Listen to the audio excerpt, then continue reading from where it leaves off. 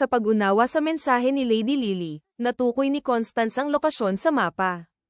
Inisip ni Scarlett na tiyak na hahanapin nila ang lugar na madalas pandohan ng pamilyang Orlemon, kaya nagtungo sila sa Museo ng Kasaysayan.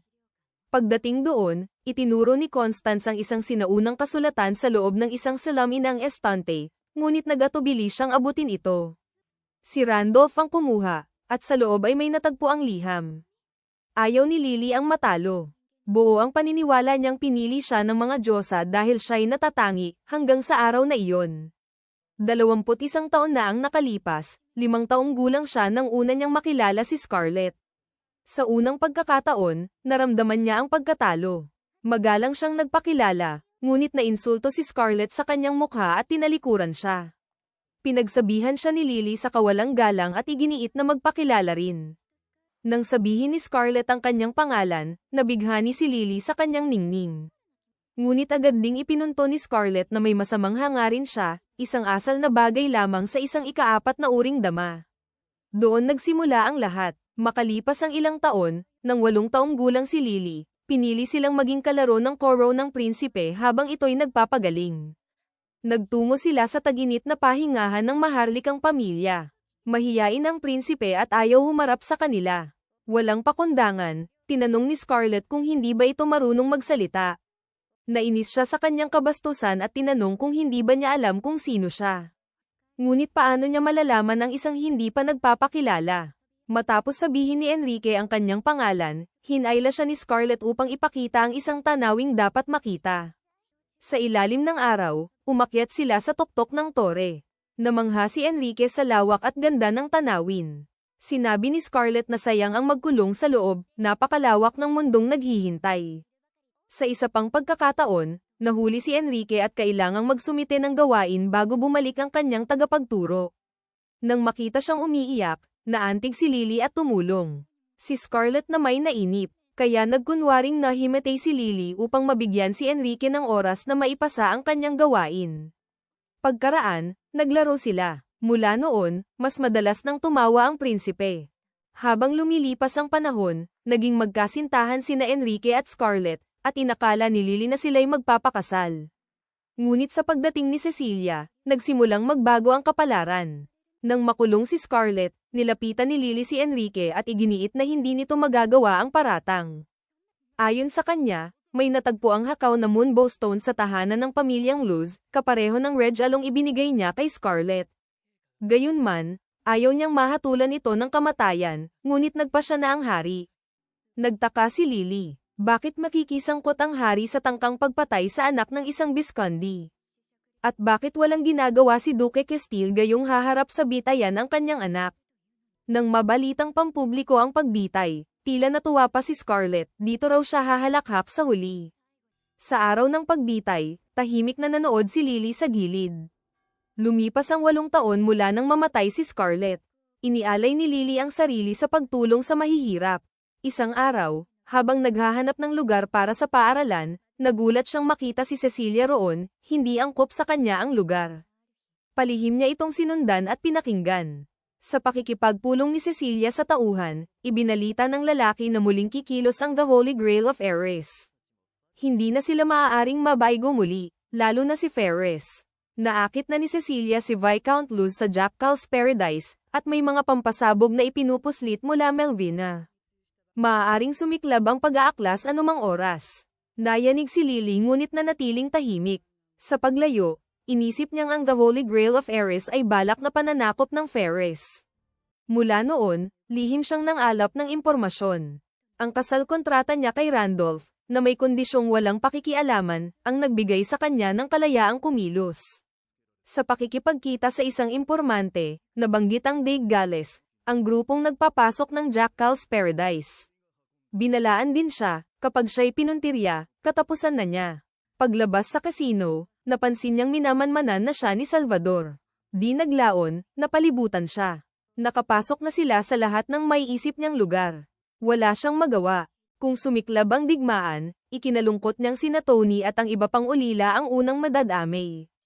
Kaya itinuro niya sa kanila ang orasyong Kiriki-Kirikuko, at inatas ang bigkasan iyon sa sinumang maghahanap sa kanya kung may mangyari man.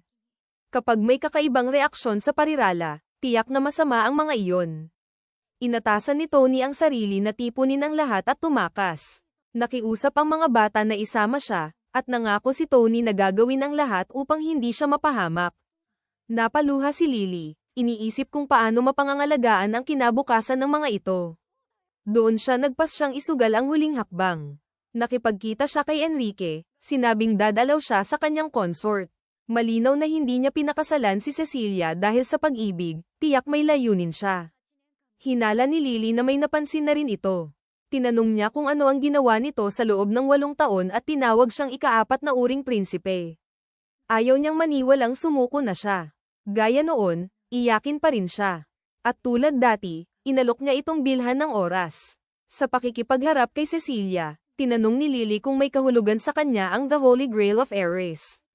Kung oo, dapat nitong pag-isipan muli ang balak, hindi nila kayang mabaygo muli. Isa lamang siyang musmos at inosenteng dama, hindi niya kayang hadlangan ang plano ng Daig Gales. Ngunit hindi siya sisuko ng walang laban. Dahil sinabi ng mga ito na bawal silang pumalpak, gagamitin niya iyon laban sa kanila, ipapaisip na nabunyag na ang lihim at maantala ang sabuatan. Ipinakita niya ang peking susi upang iliga sila. Kapag nakatakas siya, magiging totoo ang kanilang maling hinala. Ang tunay na katotohanan, batay sa alam niya, ay nasa museo. Hindi man niya masira ang The Holy Grail of Ares, nag-iwan siya ng mga bakas upang may susunod na tatapos, isang taong mabubuhay sa hinaharap. Kakailanganin nito ang kapal ng loob upang hamakin ang mga Diyos at ang lambot ng puso upang isugal ang lahat para sa iba. Isang himala ang paglitaw ng gayon, ngunit walang masama sa paniniwala sa himala. Hanggang sa huli, hindi maunawaan ni Lily kung paano nagawang ngumiti ni Scarlett noon, ngunit ikinatuwa niya iyon. Kung nagawa ni Scarlett, magagawa rin niya. Sapagkat si Lily Orlamond ay kailan may ayaw matalo. Nagbalik ang tagpo sa museo, at napagtanto ni Constance na ang The Holy Grail of Ares ay operasyong militar ng Ferris upang sakupin ang Adelbide. Ipinagkatiwala ni Lily ang hinaharap sa sinumang makasusumpong ng liham. Sa pag-alis ni na Constance at Scarlett, sinalubong siya ni Amelia at iniabot ang dokumentong naglalaman ng lahat ng natuklasan niya tungkol kay Cecilia, at hiniling na gamitin iyon ng wasto. Nakipagkita si Constance kay Abigail, ipinakita ang mga papeles at ipinaliwanag ang lahat. Sa unang tingin pa lamang, nabatid ni Abigail na ang ina ni Cecilia ay dating babae sa lansangan. Nang matuklasan ito, nalulong si Kevin Jennings sa matinding droga at ipinasok sa St. Nicholas Hospital, isang institusyong pinatatakbo ng kawang-gawa ni Cecilia. Malamang, ginamit ang ospital upang subukan ang Jack Cal's Paradise sa ngalan ng gamot. Dati itong pinangangasiwaan ni Earl Campbell, na naiuugnay kay Cecilia sa pamamagitan ni Simon Darkian, asawa ni Deborah. Sa dami ng sangkot, nabagot si Scarlett.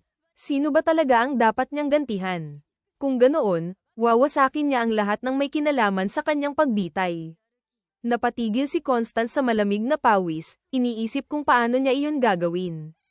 Kalaunan, nakipagpulong si Randolph kay Dylan Belsford tungkol sa ulat ng pagbitay kay Scarlett. Binanggit ni Dylan na nagsisiyasat si Constance, ngunit tinitigan lamang siya ni Randolph. Siya ang nakatataas at komandante, ngunit hindi natinag si Randolph. Naparatangan din noon si Dylan ng pagtataksil at muntik ng mahatulan, ngunit isinantabi niya iyon at sinabing mas dapat bantayan ang Ferris.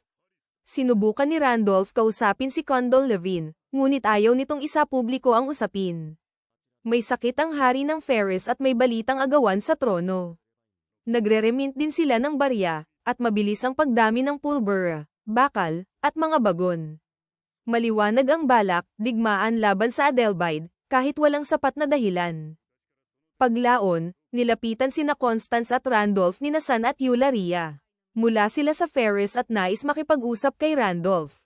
Dahil nahuli si Ulysses sa Adelbide, gagamitin iyon ng Ferris bilang dahilan upang magdeklara ng digmaan. Ngunit palabas lamang iyon. Ayon kay San, ang Daig Gales ang may pakana sa likod. Dahil dito, isinugo sila ng kanyang kamahalan Alexandria, ikatlong prinsesa ng Ferris, upang pigilan ang digmaan. Nais nilang makipagsanib kina Constance at Randolph. Tinanong ni Constance kung bakit nabigo ang The Holy Grail of Ares 10 taon na ang nakalipas. Sagot ni San, dahil sa pagbitay kay Scarlett. Pagbalik ni Randolph kay Duque Castile, napag-usapan si Alinor Shibola, ina ni Scarlett. Siya ay tuwirang inapo ni Cornelia of the Starry Crown, ang huling pinuno ng malawak na imperyong dating sakop ng Ferris. Ang maharlika ng Adelbide ay may mapulang lilang mga mata, samantalang bughaw lila ang sa Ferris. Ang amethyst na mata ni Scarlett, pagsasanib ng pula at bughaw, ay may natatanging kahulugan sa Ferris. Hinuha ni Randolph na ang tunay na layunin ng The Holy Grail of Eris ay iluklok si Scarlett, inapo ng lumang imperial na angkan, sa trono ng Adelbide upang gawin itong basalyo ng Ferris.